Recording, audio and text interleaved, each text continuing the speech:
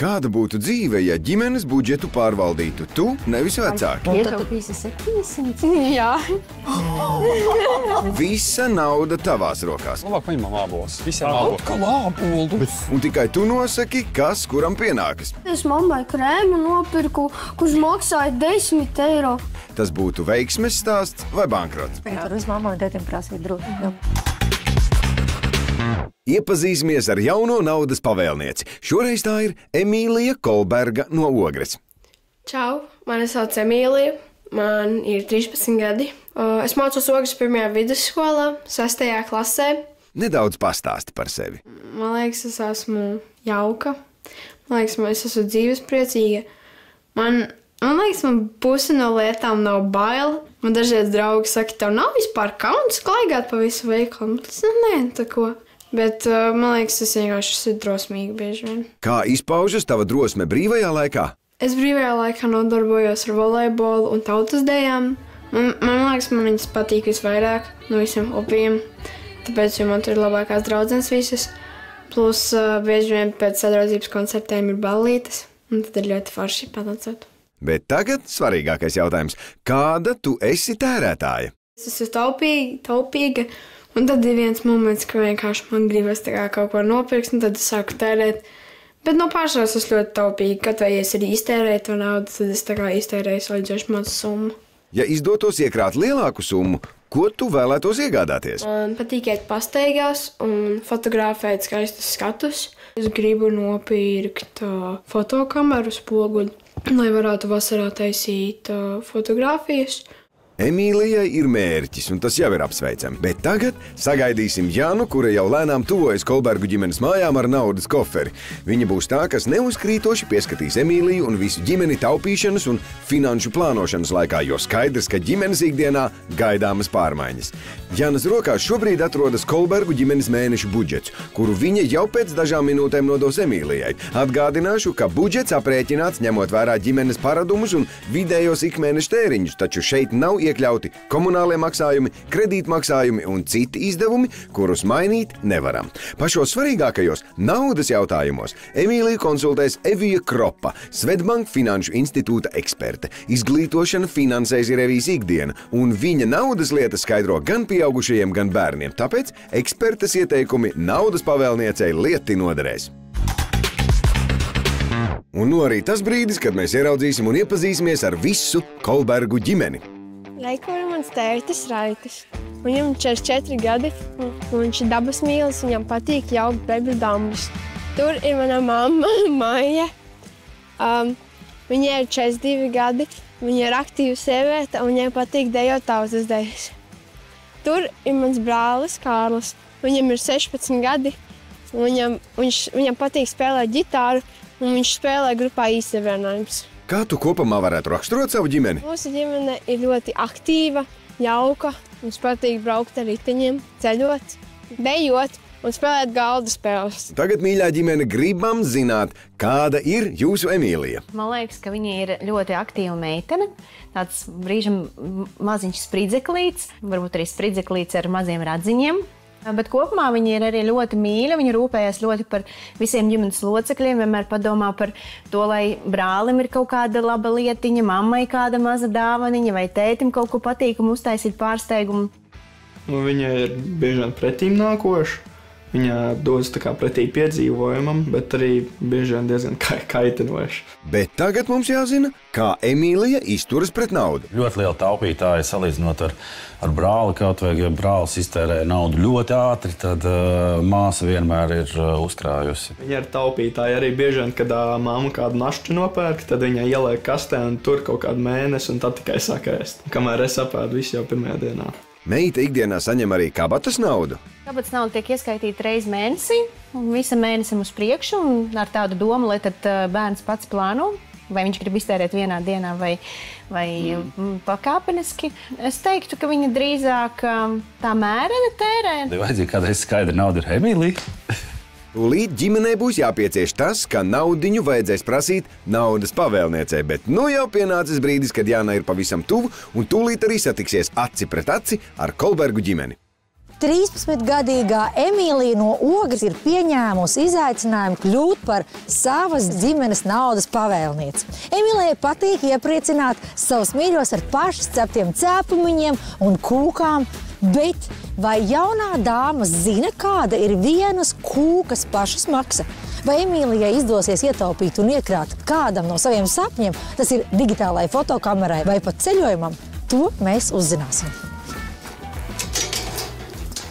Nu, čau, Emīlija, čau. Nu, tu nevar sagaidīt, jo nevar sagaidīt, kad kļūsi par naudas pavēlnieci. O, čau, mani sagaida. Jūs visi kuplā skatā ejam? Jā. Ejam, es zinu, ka tu man iepazīstinās ar vecākiem brāli. Vecāki un brālis jau nepacietīgi trīnas. Kāds būs naudas pavēlnieces budžets? Mēs jau ar jūsu nākamā mēneša bosu, var teikt, budžeta jautājumos es jau iepazinos. Man prieks iepazīties ar jūsu visu ģimeni. Pastāsti, kāds tev plāns ir? Es plānoju ietaupīt pēc iespējas vairāk naudu, kā nebūs ekstra nauda nevienam. Es saprotu, ka es naudu vispār nedabūšu. Tu noskaņojies jau, jā? Es jau esmu gatavs tam, jā. Kāda jūs vispār kā ģimene esat? Jūs esat taupītāji, jūs esat tērētāji? Kā jums ierasts? Man liekas, ka mēs esam tādi apdomīgi tērētāji. Mums patīk dažādas izklaides un patērēt, bet... Balītes? Jā. Bieži, jā. Bet tāpat laikā, teiksim, mēs pievēršam uzmanību arī tam, ko un kā mēs pērkam un kā mēs tērējam to naudu. Kā būs ar balētēm šomēnes? Ar ko? Balītes. Centīsimies ļoti ietaupīt. Cenas tas nesīsim mazāk nekā parasti, lai ietaupītu naudas, bet, gan jau, kad aizies kādā. Ko tie draugi teiks, ka jūs nesīsiet mazāk? Lai viņi nes vairāk. Tas ir rēķini, ja? Emīlija, tu prasīs naudu, vecāki, un kā tu viņiem, tu varēsi viņiem pateikt, ne? Jā, mierīgi. Atcerieties, jums jau būs jāprasa viņai naudu. Kā tas būs jums kā vecākiem, tev kā brālim, kā jums būs tagad prasīt? Iedod, lūdzu, Emīlija, mums naudu. Mums tagad jāiet tur un tur, mums jāpērk tas un tas. Varētu būt ļoti interesants benzīna tanku braukt. Šobrīd mēs būsim apgrieztā situācijā, jā. Jūs man prasīsiet. Tu būsi tā kā vecāka loma. Jā. Jūs par to laikam neesat aizdomājušies, man šķiet. Nē, es domāju, tas laika gaitā būs arī, jo šobrīd jau nesaprot īstenībā, kas te notiek. Tieši tā. Es jūtu, ka jums esi jautri. Vismaz pagaidām man tā šķiet. Būs. Jā, jo man šķiet, jūs vēl esat tādā sajūsmā par to, ka viss mainīsies, bet jūs nezināt, kādas notiks. Ne? Bet tas jebkurā gadījumā būs lieliski. Jā. Un tā būs lieliska pieredze un tiešām būs jums lustīgi. Un galvenais, ka mēs drīz uzzināsim tūlīt pat, pareizāk sakot, to naudas summu, ar ko tu tā manevrēsi visu šajā laikā, kamēr tu būsi naudas pavēlnieks, budžeta pavēlnieks ģimenei. Visi gatavi uzzināt? Jā, esmu ļoti gatavi. Protams. Un summa ir... Oho! 1579 eiro. Tā ir liela summa. Emīlija, ko tu saki? Liela summa varēšu iekrāt daudz. Bet tavs mērķis ir liels, gana liels. Un es domāju, ka jums būs ko trūkties. Summa ir iespaidīga, tāpēc pirms sākt plānot ģimenes mēneša izdevumus, Emīlija satiksies ar Swedbank finanšu eksperti Eviju Kropu, kura pastāstīs, kas būtu jāņem vērā šī uzdevuma veikšanā. Mums ir pirmā diena pie tava eksperimenta. Vai tu man vari nedaudz pastāstīt vairāk par sevi un par savām attiecībām ar naudu? Proti, vai tev ir kabatas nauda? Man ir kabatas nauda. Man regulāri mēnesī ieskaita 30 eiro. Un tad es to lietoju ar pulciņiem un skolu. Es esmu aizvien daudz iekrājusi. Arī no tiem pašiem 30 eiro tev izdodas iekrāt? Neatkarīgi no naudas daudzuma, vai tā ir maz, vai tās ir daudz, ir jāmāk ar to apieties tā prātīgi. Naudas daudzums vien pēc savas būtības nenozīmē to, ka beigsies ļoti labi, jo parasti pieredze rāda, ka tad, ja aug ienākumi, aug arī vajadzības un vēlmes, un joprojām ir svarīgi salāgot ienākumus ar izdevumiem. Ko tad arī skatāmies, kas tad būs tas, ar ko tev nāksies saskarties. Lielākā izdevuma kategorija ir pārtika. Ja? Šajā gadījumā ir tādi klasiski pārtikas produkti, gaļa, zivis, protams, arī pilnvērtīgam, veselīgam uzturam, augļu, dārzeņu, salāti. Un kas ir ļoti svarīgi, man liekas, jūsu ģimenei, redz, tu jau smaidi, jo tu jau zini, jums patīk, teiksim tā, našķi un kārumi. Un mans ieteikums tev būtu ļoti skatīties uz šo kategoriju, kā to mazināt. Viens no maniem padomiem būtu izdalīt kaut kādu vienu dienu nedēļā, vai varbūt 2 dienas, ja tā viena izklausās par ekstrēmu un par maz, tad, kad jūs atļaujaties, ja? Lai tas gluži nav tā, ka katru dienu tas ir, var jau būt, ka šādi jauni paradumi aiziet diezgan labi jūsu ģimenē, ja? Nākamā izdevuma kategorija ir saimniecības izdevuma, un šeit savukārt ir viena ļoti būtiska sadaļa ir mājdzīvnieki. Protams, saimniecības izdevumos jums ir mājas teritorija, nāk pavasaris, jā, pavasarī ir daudz dārza darbi, mamma jau asina lāpstu, ja nav mazi izdevumi, un kad pilnīgi noteikti to jāreikinās. Transports. Es arī uzzināju no taviem vecākiem, ka jums ir ļoti labas iespējas izmantot sabiedrisko transportu. Jautājums tikai, vai jūs esat gatavi to ērtību, par labu tai naudai pārdalīt. Tas atkal ir tāds ģimenes kopējais lēmums. Tagad es tevi esmu iepazīstinājis ar tām izdevuma kategorijām. Kādas sajūtas? Izstāsts varbūt dažās vietās var redzēt, tā vieglāk var pie vēlmēm kaut kādām atrakcijām var tikai mazliet mazāk tērēt. Man ļoti patika, ka tu pieminēji par tām vēlmēm un vajadzībām, jo es teiktu, ka tas ir tāds mans galvenais novēlējums tev. Ka spēt atšķirt vēlmes no vajadzībām un spēt arī saskatīt to, ka tagad tu neesi viena pati. Tas, ka varbūt tev kaut kas ir vēlme, tu nedrīkst automātiski pieņemt, ka tā ir arī vēlme mammai. Iespējams, mammai šī jau ir vajadzība. Ja? Mans ieteikums tev ir budžetu plānot pa nedēļām, seko līdzi budžetu izpildēji gan pa dienām. Galvā tā nav plānošana, tāpēc es tev došu arī uz šo mēnesi, kad tu valdīsi tādu kladīti, kurā tev es aicinātu izveidot pašai savu reģistra sistēmu, nevis plūstam pa straumi un nevis ejam tur, kur mūs kāds ved, bet mēs esam tie, kas virzās tur, kur mēs gribam piedalīties. Ja? Viss aiziet, tad droši plāno. Es katrā ziņā esmu ar kaut kādu padomu tev absolūti pieejama. Ja ir sajūta, ka vajag kaut ko uzjautāt tev, ja droši jautā. Labi, tad veiksmes. Beidzot, Emīlija ir nonākusi pie atbildīgākās sadaļas – budžeta izplānošanas. Un šajā sakarā mamma ir šādas tādas raizes. Viņai šobrīd trūkst tādas pilnīgas izpratnes, ko mēs tomēr ikdienā iegādājamies un cik tas maksā. Ja liekas, varbūt jānopērk tikai piens un maize un vairāk nekas cits, bet ikdienā tomēr tie tēriņi ir vairāk un arī tās cenas veikalos ir augstākas. Un es pieņemu, ka viņiem varbūt vēl līdz galam nav tāda kopbilde un izpratne, cik kas maksā un cik daudz kas ir jānopērk. Lai ko domātu vecāki, Emīlija ir optimisma pilna, pamatīgi iekrāt. Man liekas, man ļoti vienkārši veiksies ar atteikšanu maniem ģimenes locekļiem, jo es viņai vienkārši pateikšu nē. Un kādas sajūtas brālim? Es domāju, viņi man nežēlos un mēģinās turēties pie tā budžeta paša. Pēc brīža uzzināsim, kāds būs naudas pavēlnieces jaunais budžeta sadalījums. Turpinājumā skatieties! Man veiksmi viņai piepildīt, bet man nešķiet, ka tas notiks. Kādēļ man nepateica neviens? Kas tev cenām nav? Kad es saprotu, ka tā nauda tūlīt pazudīs visi. Labi, tas tā kā ir gandrīz puse no visa tava budžeta.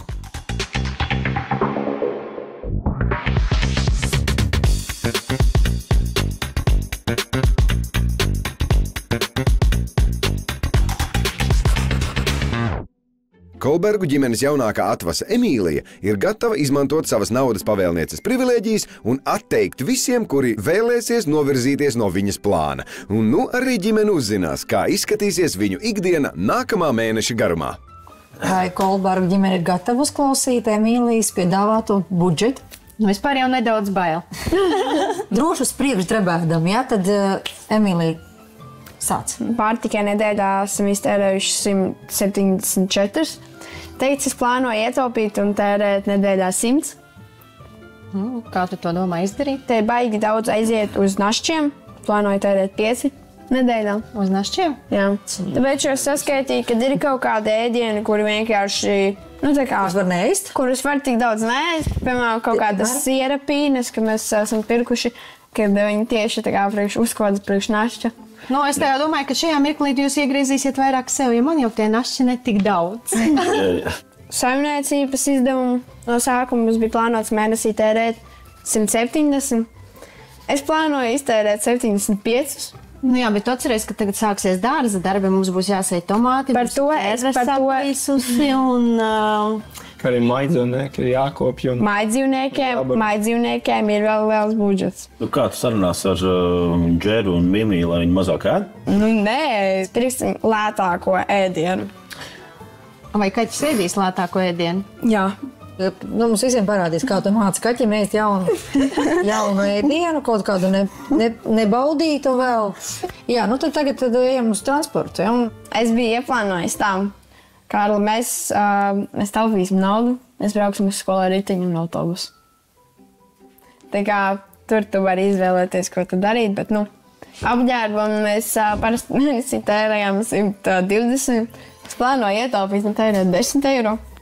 Tā kā, ja baigi kaut ko vajag, aiziet pa lētu nopirkt. Kārlim. Man pieticīgi, Vienu motorjaku vai? Motorjaku, Tā jau maksā viss budžets. Es tev pieļauju, jā? Ai, Kārlis tieši šobrīd kārto motocikla vadītāja apliecību, tāpēc šī vajadzība ir kritiska. Lai nokārtot SSDD eksāmenu vajag pilnu ekipējumu.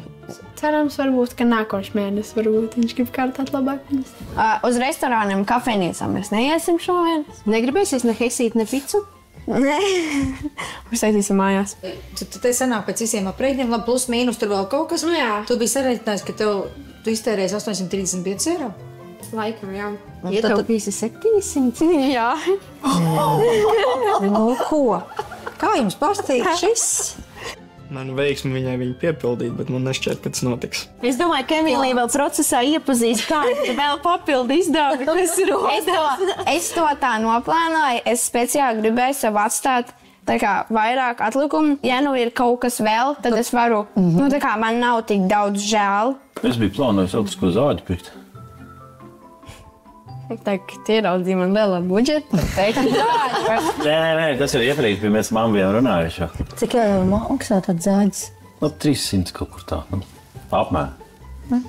Es domāju, ka arī procesā tas plāns, ko viņa šobrīd ir sagatavojis, vairāk kārt mainīsies. Teiktu, kad vajadzētu vēl vienreiz pārdomāt. Pirmo lasījumu parasti nepieņem. Jā, tā ir, bet mums īsti nav laiks, tāpēc es domāju, jūs visa procesa gaitā varēsiet pārdomāt, labot. Jūs varēsiet, protams, reaģēt uz visiem labojumiem un ieteikt kaut kādas savas versijas un arī pretoties. Un tas viss notiks procesa gaitā.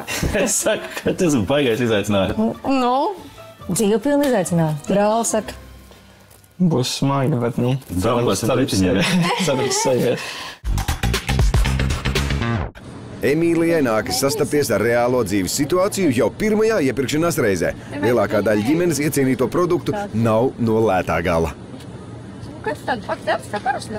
Nepēc tas, ko neēdīs teviet. Ko tu tur raksti? Sarakstu ar visām lietām. Cik tu esi iztērējis, ja? Jā. Labi, tēti Maliņam iztērēs ar kaut ko, ja? Nezinu. Es vēl šitas varētu garšot. Viņi negribētu kaut klāpāts. Tā Emīlija, paņemam šķiet, te? Tā ir šeit, te? Nevajag. Tu neēdīsi čipšus? Es viņam ieliku vienu paku ar riekstiņiem, un tāpēc tam es uzzināju to vēlāk, ka viņš ir paņēmis gan dzērienu plusā, gan vēl citus riekstiņus, pašus dārgākos. Un tad es tagad tā izdomāju, ka nākošais viņš nedabūs neko.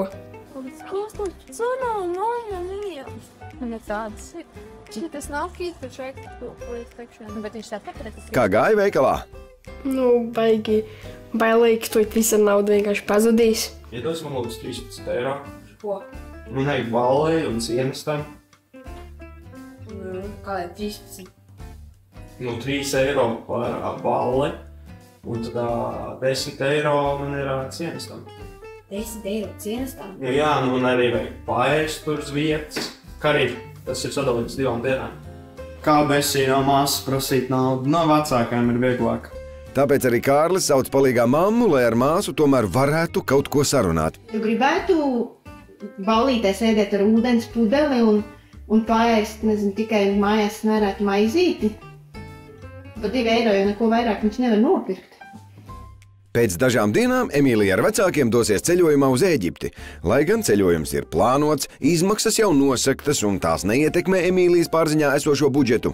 Nauda vajadzīga, lai sagatavotos braucienam. Mums vajadzētu pasūtīt stāvvietu pie lidostas, lai mēs varētu doties ceļojumā. Tas maksā 23,96 eiro. Mēs ceram braukt ar vilcienu? Nē, mums jābrauc lidostā naktī, un tad vilciens neies. Un ar to vēl nekas nebeidzas. Es pirms braucienu gribu sataisīt pedikīru, iedos 30 eiro. 30 eiro es to nedošu. Pats sataisīšu to pedikīru. Solījums tika turēts. Tā kā Emīlija apsolīja uztaisīt pedikīru, viņai ir gan gēllakas, gan lampa, un ik pa laikam man jau viņa ir taisījis pedikīru, tad arī šajā reizē viņa, apstrādāja man nadziņas, salakoju.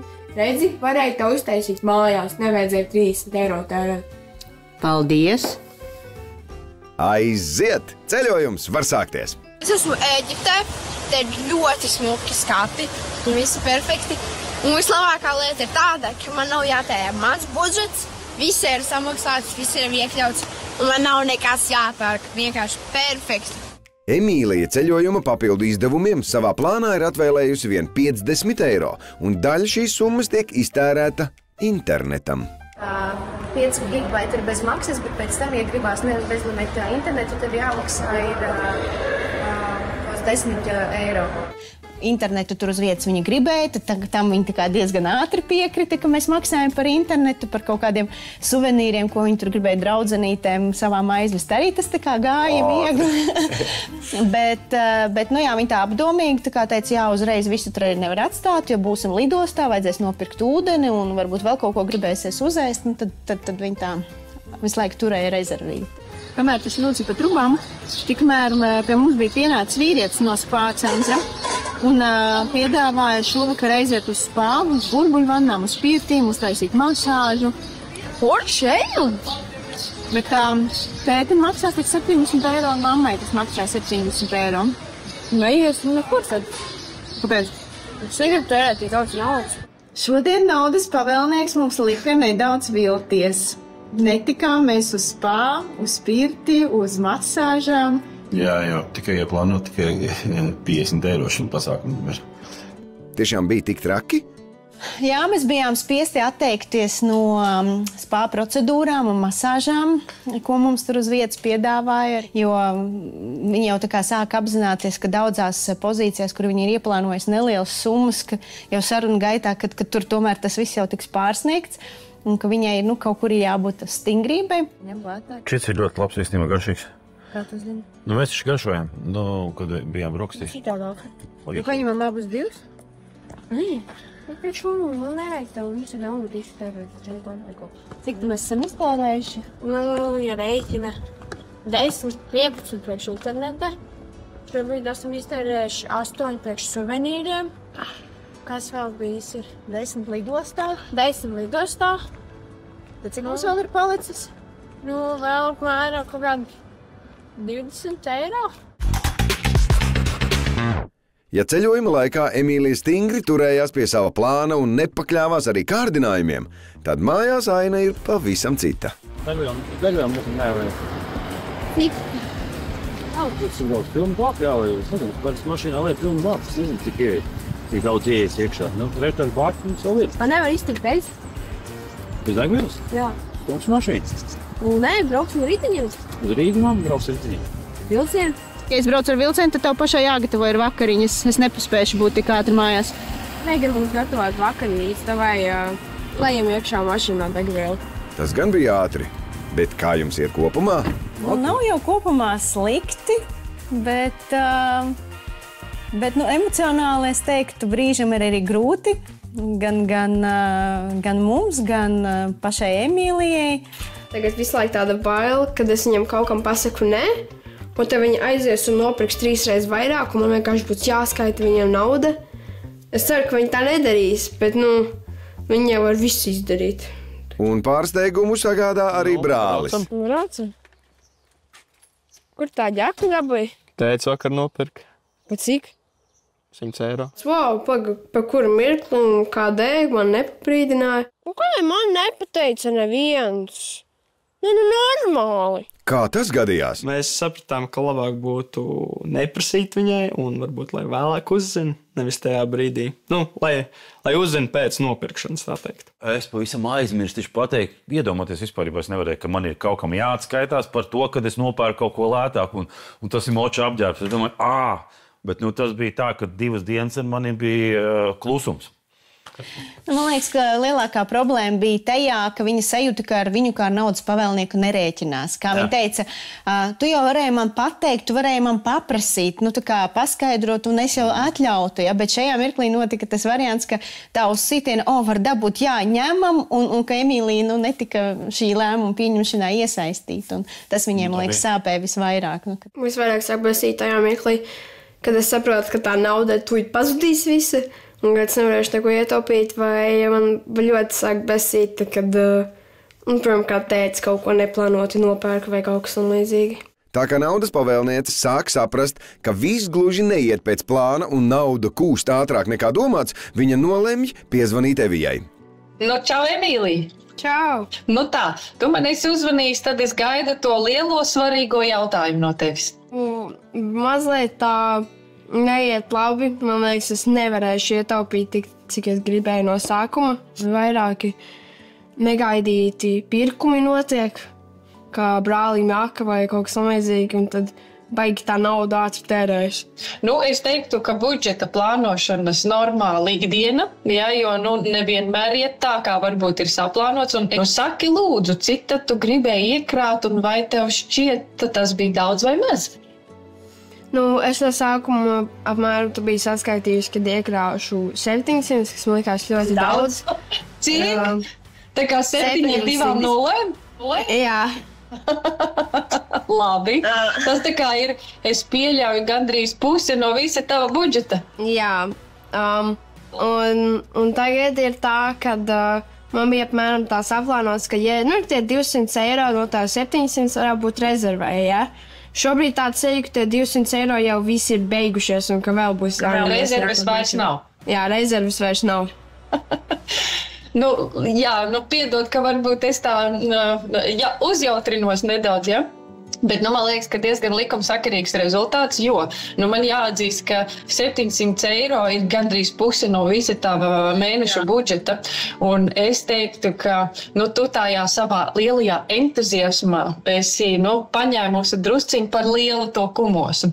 Jo arī budžeta plānošanā runā par samērīgumu, ka mērķim ir jābūt samērīgam ar taviem ienākumiem. Un šajā gadījumā, man liekas, tu esi drusciņu pārspīlējis un pāršāvis par to strīpu, un tu jau šobrīd, jau aptuveni pusceļā, tu vienkārši savā ceļā jau saskaries ar to, ka ir par traku. Bet, reizēm mēdz darīt tā, ka, sadala savu budžetu tādās 3 lielās kategorijās, 50% pieņemsim iet visiem, tādām visām vajadzībām, obligātiem maksājumiem, 30% iet vēlmēm, tātad lietām, kur mēs varam šo to vēl varbūt tā kā pakoriģēt un kaut ko pamainīt, kas ir tādas elastīgākās, un 20%, tas jau ir tādā, es teiktu, ļoti pozitīvā skatījumā, iet uzkrājumos, tādās rezervēs.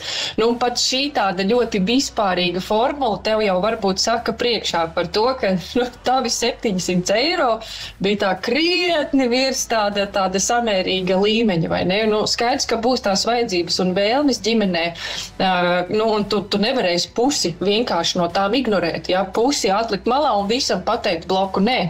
Varbūt tu vari arī pateikt, kā tev šobrīd ir. Nav tā, ka nav bijuši tādi brīži, kad nevaru šito visu, man viss ir izkaitinājis, man nekas nesanāk, tā kā gribas vispār padoties. Nav tādi bijuši tādi, augšā lejā. Jā. Ir bijis, kāds pasaka, vēl kaut ko šito vajag, tu man tāds, viss, es vairs nevaru, naudas vairs nav, ko tu tev vēl gribi. Un tu vienkārši negribas neko rēķināt, gribas vienkārši gulēt. Mērenība, samērīgums, paskaties, kāds tavs plāns varētu būt jau sajūtot, kāda ir jūsu tēriņa tomēr ikdiena, bet, protams, saglabājot savu raksturu un savu, teiksim, tādu, kā lai saka, mērķtiecīgumu, sava mērķa sasniegšanā, bet kas varbūt ir tāds drusciņi realistiskāks mērķis priekš tevis, ja? Turies, pārplāno, esi tāda, teiksim, joprojām mērķtiecīga, ja nezaudē optimismu, un viss būs kārtībā. Jā. Saruna ar Eviju palīdzēja. Es tā kā nomierinājos, jo viņi man tā kā pastāstīja, ka vajag labāk pieturēties pie tā budžeta un nevajag tik daudz stresot un jānomierinās, lai nepārtērētos vairāk tā nauda. Vai Emīlijai izdosies mierīgāk uztvert ģimenes tēriņus, redzēsim pēc brīža. Mimi, Emīlija tev uzvārīja putru ar konzervu. Ko tu tur, Emīlija, dari? Bet man liekas, man tētis visvairāk viņam pateikt nē, grūti. Bet smagākā nedēļa noteikti bija pēdējā, kad vispār neko neļāva.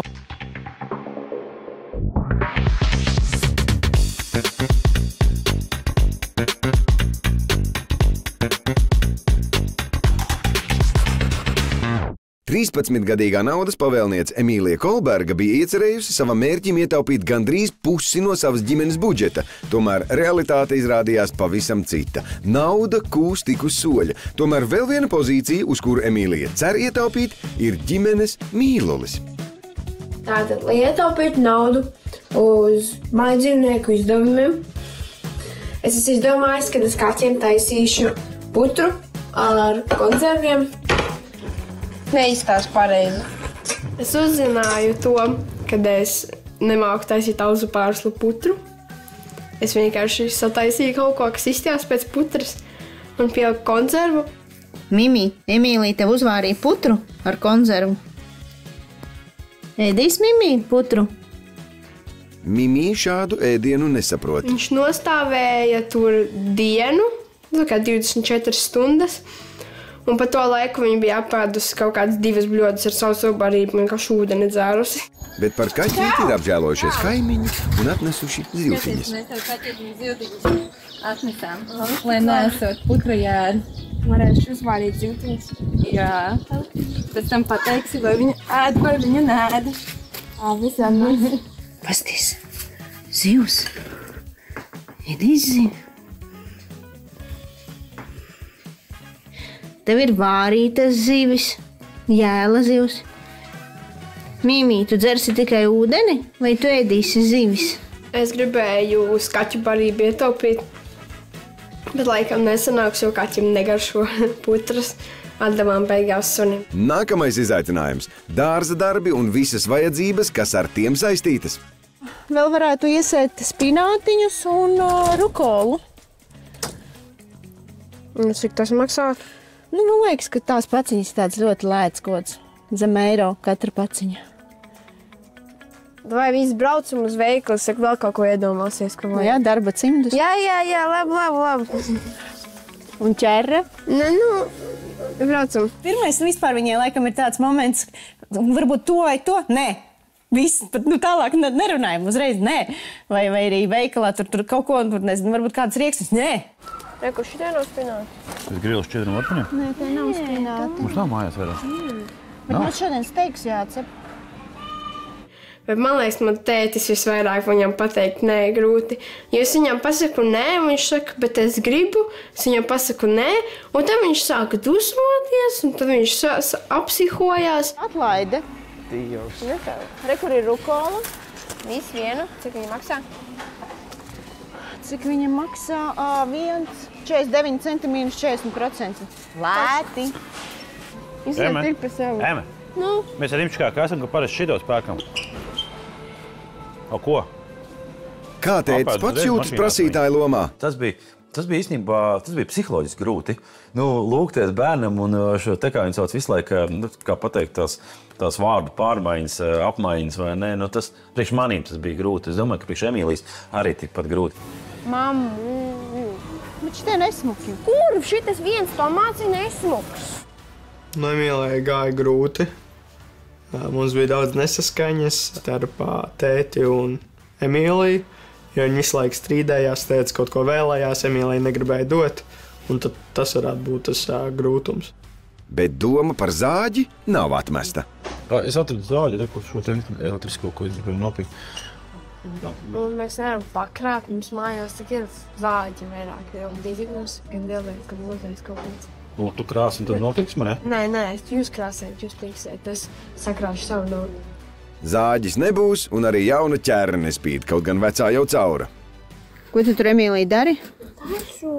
Izdomājusi plānu, kad es notīrīšu visur apkārt, iztīrīšu to ķēru, un es aizlēmēšu ar skoču ciet to caurumu. Tad mans brīdis, kā naudas pavēlnieks, jau būs beidzies, un tā viņi varēs piekt paši savu ķēru. Jā, stiepro skoču aizlīmēt. Nē, varbūt ir tas, ko mēs nezinām, ka metāli tiešām var salīmēt ar skoču. Es domāju, ka skočs tur īsti ilgi neturēsies, jo tomēr mitrums un zeme un viss, tas tāds.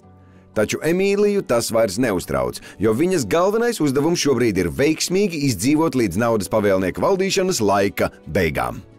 Bet smagākā nedēļa noteikti bija pēdējā, kad vispār neko neļāva un likās, ka mums jāiztiek pēdējā nedēļa ar nulles budžetu. Un man mašīnā iedegās oranžā lampiņa, ka degvielas vairs nav, man vajadzētu ieliet. Man reāli vairs nav naudas, es gribu kaut ko sev atstāt un iekrāt, man reāli nekas nepluši pēc ieliešu.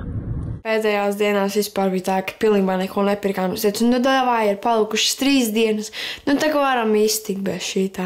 Varam iztikt bez kaut kādiem našķiem, iztiekam, tā kā nebūs tik traki. Iztikām arī, pēdējās 3 dienas neko nepirkām. Šodien beidzas Emīlijas naudas pavēlnieces laiks. Jaunā dāma demonstrēja rakstura stingrību un atrada kreatīvu pieeju esošo lietu salabošanai, lai nebūtu jātērējas jaunu mantu iegādēji. Vai tagad Emīlijai pietiks naudas spoguļkameras iegādēji? Dosimies noskaidrot. Tradīcijas laust nedrīkst, un pirmā, kas uzzinās, kā Emīlijai veicies ar savu naudas pavēlnieces uzdevumu, ir Swedbank finanšu konsultante Evija. Sveika, Emīlija! Čau! Stāsti, kā tev ir ar tām attiecībām ar naudu? Kādas sajūtas? Tāds liels besīs par visu vienkārši. Par visu? Vecāki kaut ko grib, un viņi nevar dabūt. Cenšas un piespiest mani. Ir bijušas reizes, ka piespiež mani un beigās nopērku arī, bet bieži vien ir tā, ka viņi vienkārši mani izbēs un tad es sadusmojos. Bet būsim godīgi, tas, cik tu biji ieplānojis, bija tāda rītīga gāze grīdā, stratēģija gāze grīdā. Viņa teorētiski var strādāt, bet ļoti īsu periodu. Jāmēģina atrast tas zelta vidusceļš. Jā, man liekas, par šo mēnesi jau arī visi tā izbēsījās, kad es saku nē. Tad, kad tu nebija naudas pavēlnieks, vai arī tev tik bieži vecāki, pieņemsim, teica, nē, Emīlija, es nedošu? Es mazliet stingrāk. Tāpēc, ka tev bija tā liela ambīcija tik daudz iekrāt, vai ne? Emīlija, tu man arī varbūt nedaudz parādi un pastāsti, kāda bija varbūt tā tava tēriņu uzskaites sistēma un arī plānošana. Te ir tāda maza kārtība. Šīs ir detalizētākais naudas pavēlnieka budžeta, teiksim, izdevumu uzskaits, kādu es līdz šim esmu redzējusi. Es arī ļoti rūpīgi sekoju līdzi, un es teiktu, ka mēs šeit redzam tavu rezultātu. Ja? Rezultātu arī naudas izteiksmē, ka tev ir izdevies ietaupīt. Protams, ja mums tāds būtu katrs mēnesis, es domāju, cilvēki sagurtu, mēs noslīgtu tajos čekos. Bet tāpēc es arī saku, ka ilgtermiņā tie digitālie risinājumi, tas budžeta plānotājs, internetbankas pārskats, varbūt kāda aplikācija. Tas palīdzētu, vai vecais labais Excels, vienalga, bet tavā gadījumā uz mēnesi tas, ka tu jūti, redzi, vari atzīmēt, tas ļoti, ļoti arī palīdz. Un es domāju, ka tu esi liels palicis. Un patiesībā, ja mēs tik rūpīgi sekotu katrai izdevuma kategorijai un to digitalizētu, ļautu tehnoloģijām izdarīt šo darbu, laika patēriņš mazāks, kontrole krietni lielāka un ieguvums arī acīm redzams. Labi, bet tad skatīsimies, ko vecāki teiks par taviem daudzajiem nē, kā tu teici, par tavu mazo besīti, kas tev ir. Skatīsimies, cik liels vai maz tas ir tētim un mammai. Labi. Sarunāts. Bet tagad svarīgākais brīdis. Cik palicis pāri no 1579 eiro? Kolbergu ģimene. esam satikušies. Būs ļoti interesants saruna. Es jūtu pēc jūsu smaidiem. Bet pirmais jautājums. Katrs 2 vārdos noraksturojiet, kā jums gāja šī mēneša laikā? Smagi un ar daudz pārpratumiem. Tēti?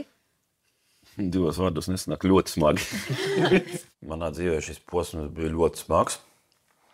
Tikai tāpēc, ka man bija par visu jāatskaitās, par katru sīkumu jāatskaitās, par maizi veikalā pēc lētāko, ko es neesmu pieredzi darīt, atskaitīties par kaut ko, manuprāt, tam nav tāda baigā, tā pievienotā vērtība, tu pēc maizi, forši nopirku maizi, bet ne ir jāatskaitās par to, ka tu pēc to maizi. Man liekas, sākumā viņa bija tāda ļoti kategoriska, uz jebkuru jautājumu, ko mēs prasījām vai pieprasījām, ne. Un tad tā kā padomā, labi, bet nē. Un tad tas, kā es teicu, man liekas, iestājas tāds nedaudz tāds atslābums, varbūt pašai jau apnikums un tā gribēšana vairāk kaut ko nopirkt un iepirkties un pastaigāties pa veikaliem. Un tad tā pēdējā nedēļa bija tā, kad, jūs vēl pagaidiet, palika tikai 5 dienas. Jūs nevarat iztikt 3 dienas tur bez maizes vai bez krējuma. Palika vēl tikai 2 dienas. Pēdējā nedēļa bija. Tāda pavisam stingra, man liekas. Brālis teica, ka nopūšās. Jā. Es jau redzu. Ar Emīliju bija grūti sadzīvot. Jo sākās reiz strīdi, un tad vai tiešām to vajag, un tad vēl kaut kādi pirkumi, kurus viņa neatbalstīja. Vecāki ir pielaidīgāki? Labāk, lai vecāki tur budžetu mūsu ģimenē, jo viņiem jau ir pieredze. Protams, Emīlijai arī viņa būs jāiegūst, bet es teiktu, ka viņa tagad ir iegūst tādu mazu pieredzi budžetā, plānošanā un turēšanā. Būtībā kopumā es teiktu, tas bija tāds grūts emocionāls process no visām pusēm, jo bija mirkļi, ka es jūtu, ka Emīlija žēl mūs, un tāpat laikā beigās mums jau bija tāds žēl Emīlija, jo viņa saka, lūdzu, netērēt, pagaidiet vēl 3 dienas, lūdzu, un tā kā liekas, bērns grib ietaupīt, labi, atteikšos es no tā, ko es arī esmu prasījis. Emīlija, kā tev vispār viegli ir operēt ar naudu, ģimenes naudu? Zini kā, ja tu gribi ietaupīt naudu, tad īsti nav viegli, jo visi kaut ko grib, un tad tur baigi sūdīgi sanāk. Bet, ja es būtu tā vien, tad es varētu atteikties un ietaupīt normālu naudu, bet visu laiku kaut ko vajag. Vai jūs gribētu, lai Emīlija vēl nākamo mēnesi arī jūs ģimenē ir naudas pavēlniece? Nē, paldies. Es tad noteikti gribētu, lai man ir kabatas nauda, lai man nav jāprasa katras eiro, tā. Mīļie, es domāju, ka ir pienācis tas brīdis, lai mēs beidzot uzzinātu, cik Emīlija ir ietaupījusi. Neskatoties to, ka nopirkt jaka, un esat arī labi ēduši, vai ne? Pareizi labi ēduši. Nosacīt, es domāju, esat pēduši. Jā, esam dzīvi. Jā, tieši tā. Es domāju, ka Emīlija, tu esi gatava visiem nodemonstrēt to summu un mums visiem un skatītājiem, kā tev izdevās, kā tev veicās. Patērēt. Tad aiziet. 73 eiro. Es domāju, pietiekami daudz ir ietaupīts. Lai arī viņi ietaupīja diezgan ievērojumu summu, man liekas, ka viņā iekšēji tomēr tāda bišķi neapmierinātība, ka es nesasniedzu to mērķi, ko es sākotnēji uzstādīju, tos 700 vai vismaz 500 eiro. Tu esi priecīga? Jā, es esmu priecīga. Tieši tā, tev vajadzētu lepoties, jo mēs visi lepojamies ar tevi. Lai vai kā, ir tik daudz, kas iegūts un vairāk ir ieguvumu nekā tā jaka, no rīta šī jaka. Brālis priecīgs, vai ne? Paskaties, viņš priecīgs, bet gāja tāpat grūti. Ko es domāju, ka mums visiem izdevās, un tev īpaši. Bija ļoti forša pieredze. Es sapratu, kas vispār nauda notiek, kā visa nauda tiek sarēķināta un iztērēta, kur tik ļoti daudz tērējas viss. Būtu vēl, elektrība jāsamaksā, tad redzētu savādāku rēķinu un sākt slēdžus slēguļot vairāk ārā. Nevis istabā gaismu atstāt. Jā, pieredzīta gūta tā nepajokam, bet ietaupītu ir paprāva summiņa un arī nopirkt šis tas vajadzīgs. Sakām paldies Kolbergu ģimenei par uzdrošināšanos un izturību mēneša garumā, un Emīlijai par rūpīgo plānošanu. Taču naudas pavēlnieka kronis ar lepnumu dodas tālāk, tāpēc tiekamies jau pēc nedēļas. Viss, ko saku priekš nedēļas, jau ir gandrīz beidzies. Mēs ar kājām. Tā ir izlēmts, Viņš vienkārši pusdienas vietā ņem un ēd.